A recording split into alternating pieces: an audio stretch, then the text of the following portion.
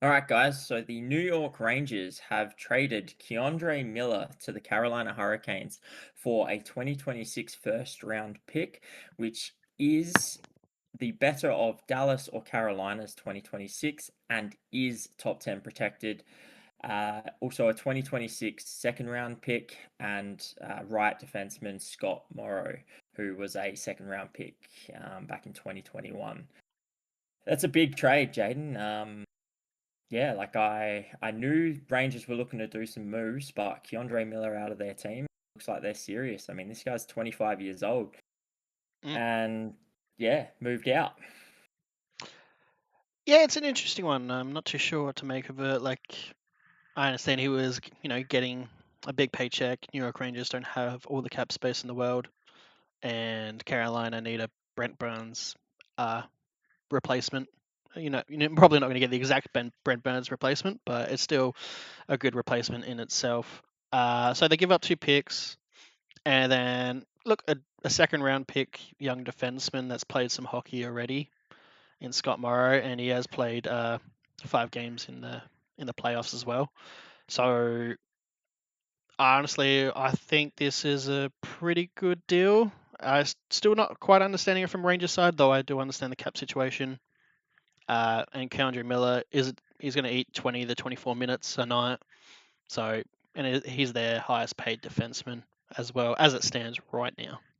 So all in all, does it make it better for the cup? Like, does this push them over the hump coming playoffs for Carolina? Does that do it? Yeah, that's where I'm not sure. I think Keandre Miller's a good defender. And I think, the $7.5 million, they did get the eighth year because New York Rangers they signed Yeah, they him. signed him then trade. They Yeah. signed him after the trade. So yeah, they got the 8 years.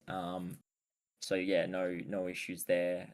They maximize the term. I think the contract will work out quite well. Um, but yeah, as you say, is he that player to push him over the line? Is he going to make all that difference when they're probably going to lose Brent Burns? I don't know. I think it's a good trade for Carolina. The return for New York is probably a little bit lacking. Um, Considering that first round pick's going to be a late first round pick, you would assume Dallas and Carolina are probably both going to go back to the playoffs, and they're probably going to. You'd assume probably second round minimum for both those teams, so it's probably going to be mid-20s pick. Um, and then obviously, if that's the case, the second round picks a mid-20s pick, and then what can Morris turn into? Morrow, sorry, turn into will be the question. He's played 14 games, and he did play in the playoffs for Carolina this season. Um, so yeah, I think I'm with you on this, where I'm not quite sure why the Rangers have pulled the trigger on Keandre Miller, especially given the return isn't huge. Yeah, I'm not too sure if And that was and fallout or a request of trade. I don't remember hearing anything about that. But it may have happened and I just haven't seen the news. But mm, look, I understand the price wise. Like they've already got um, Adam Fox. They went and got Gavrikov on that 7 mil. So for 7 years, I guess that's like your Keandre Miller replacement in itself, like change up. which could have Um, been the idea. yeah, obviously Yeah. he's older at 29. So that'll play a part to it. But I get it. Like that's your first line. You don't really want to pay 7 mil for a second liner, Mm. um, especially with how their cap situation's working out at the moment. But I still not really agreeing with it. Um, just because they kind of are in win now mode. Panarin's in his last year contract. Obviously, he probably won't be 11.6 mil at being at 34 when that's all up. Um, they, Zibanejad's constantly been talked about trade rumors, and Shesterkin's on that huge contract now at 11.5 mil. It's worrying. Like they've got good pieces and stuff, but I don't know, that it's kind of looking unbalanced at the moment in the way the things are turning out, and all their contracts now for their big contracts are all on the more aging players. So Yeah. a 25-year-old like Keandre Miller would have been nice, because that generally should age well. 7.5 mil over 8 years, going to his 33. Mm. But I guess it's just a cap situation. Carolina needed a Brent Burns replacement. He might still sign. I can't. I thought I heard him saying he was going to retire, but I was having a look and I couldn't see any news about him actually calling it. But I Yeah, thought I any saw that somewhere. confirmation. I Yeah, thought I same saw it, here. but yeah, I apparently I didn't. So I'm seeing things, or he has, and I'm not seeing it anymore. But Hmm.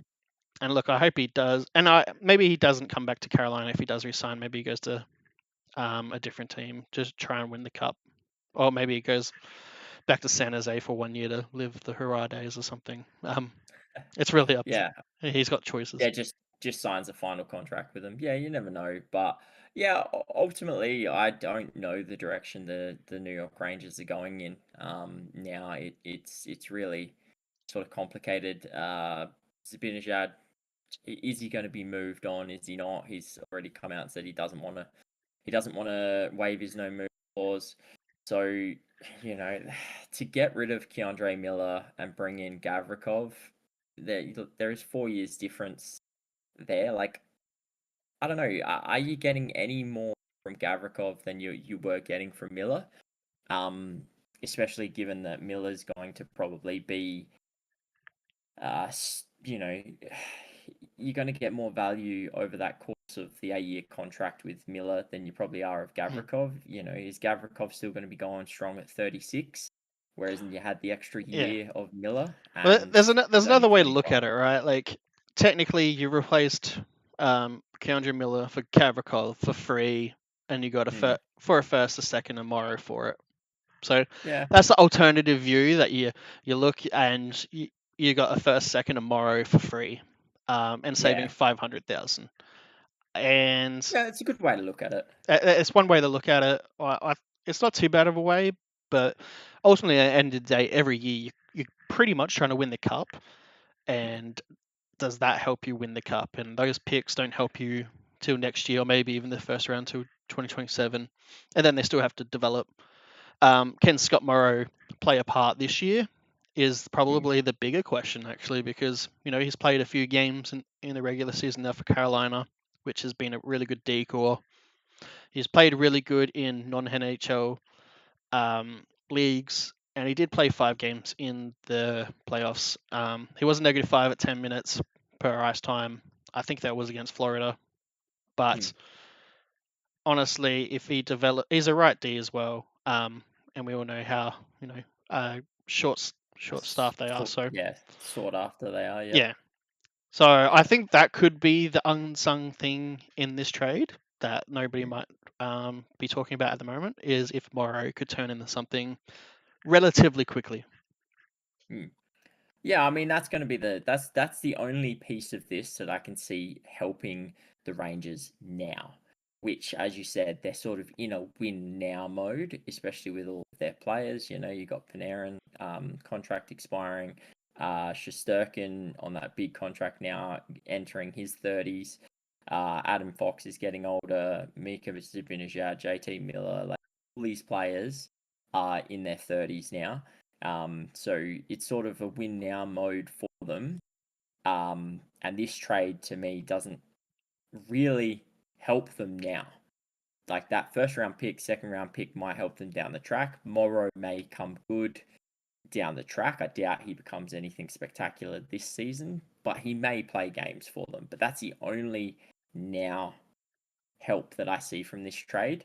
Um, so yeah, I don't know. I think it's a really good trade for Carolina's sake. I think that they've gotten a good Brent Burns replacement if Burns doesn't come back. If Burns does come back, he comes back on a lesser contract. And they obviously have him and Burns, which will be huge for them. But yeah, as for New York, obviously picking up Gavrikov helps this and does, as you say, make it almost like that other stuff was for free.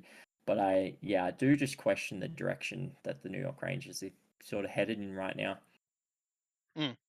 Yeah, especially with division becoming better with New York Mm. Islanders and New Jersey constantly getting better, and it's going to be hard. And this is what we haven't even touched on, interdivision rival trade as well. So New York Rangers, in some senses, have made their opponent even stronger, giving Yeah, them the better of the player in the trade.